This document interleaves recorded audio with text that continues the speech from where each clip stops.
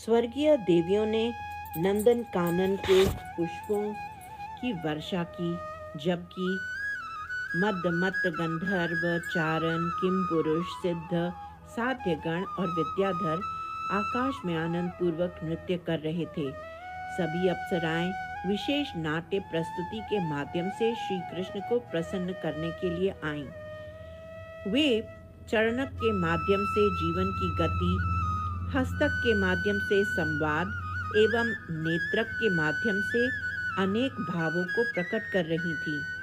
श्याम सुंदर के भव्य रूप सौंदर्य को देखकर श्री नारायण के नितंब से उत्पन्न हुई सुप्रसिद्ध देव अप्सरा उर्वशी मंत्र मुग्ध हो गई और दृढ़ता से भगवान के प्रति समर्पित हुई।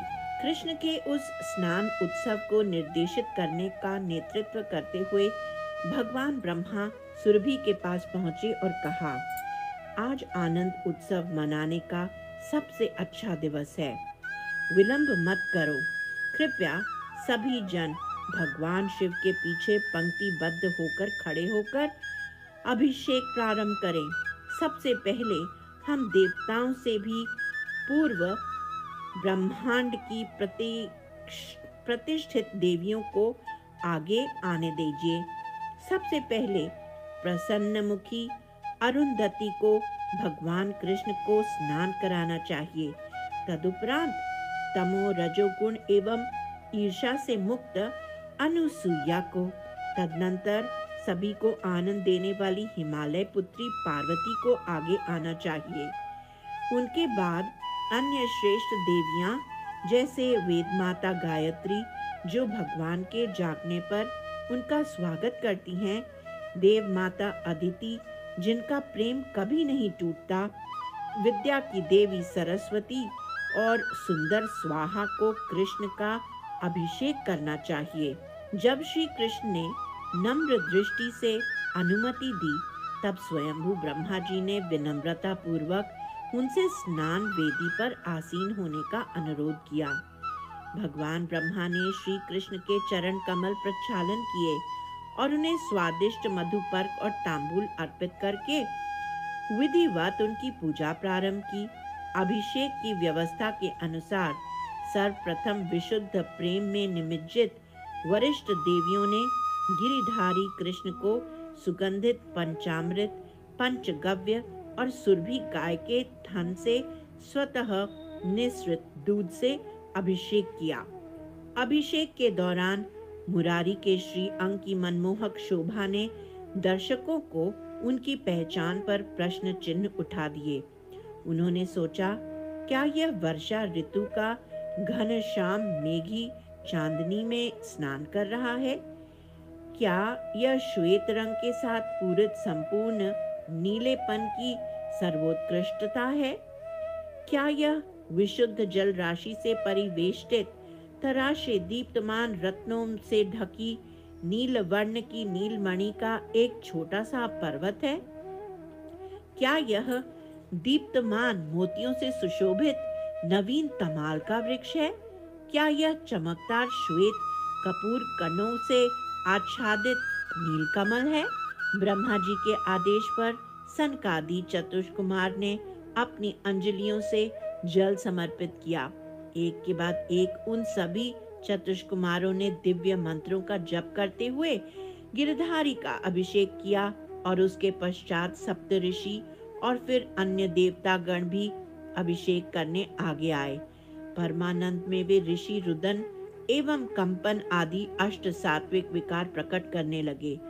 कामधेनु, कल्पतरु और चिंतामणि रत्नों की शक्तिशाली उपस्थिति से श्री कृष्ण के अभिषेक हेतु सभी मंगलमय द्रव्य स्वतः ही प्रकट हो गए।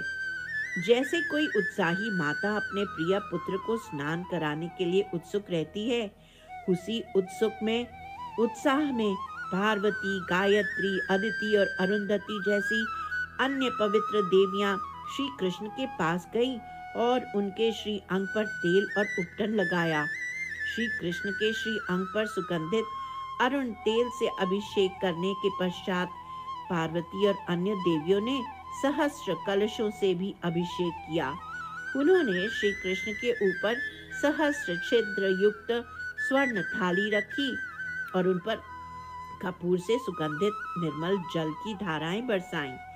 आकाश में उपस्थित हर्षित मेघों ने भी उन पर जल छिड़का और वृक्षों से चंद्र सदृश अमृत की बूंदें गिरने लगी। देवताओं ने पुष्प वर्षा के साथ साथ आकाश में सिंहनाद उत्पन्न किया और बिगुल बजाया। श्री कृष्ण के स्नान के पश्चात कुछ अंतरंग मंजरी गणों ने उनके सुंदर श्री अंग को श्वेत कोमल वस्त्रों से सुखाया। अन्य मंजरियों ने उनके केशों, वक्षस्थल, हस्त एवं चरणों को थपथपाया। अंतरंग प्रेम की मनोदशा में स्थित किसी मंजरी ने श्री कृष्ण के श्री अंग को एक नवीन सूखे वस्त्र से लपेट दिया और गीले वस्त्र को हटाकर उसे निचोड़ दिया। मंजरियों ने श्री कृष्ण के श्री अंग पर सिर से चरणों तक कई बार कोमल वस्त्र से पोंछा। उसके पश्चात पार्वती ने उन्हें नवीन स्वच्छ वस्त्र धारण कराने का परामर्श दिया। उन्होंने प्रेम पूर्वक श्री कृष्ण को पहले से ही सुसज्जित सर्वोत्तम गुणवत्ता वाले वस्त्र, आभूषण और श्रीफल अर्पित किए। इंद्र ने उन्हें एक छाता भेंट किया, ब्रह्मा जी ने उन्हें एक नीलकमल भेंट किया और भगवान शिव ने उन्हें स्वनिर्मित एक विशेष मुरली दी। यद्यपि ब्रह्मा जी के अनुरोध पर श्री कृष्ण ने यह सब स्वीकार कर लिया था, परंतु उन्हें गोप और गोपियों के साथ गोपनीय लीलाएं बाधित होने पर कुछ असहजता अनुभव हुई। तथापि श्री कृष्ण ने उनका मान रखते हुए देवताओं के आनंद में हस्तक्षेप नहीं किया।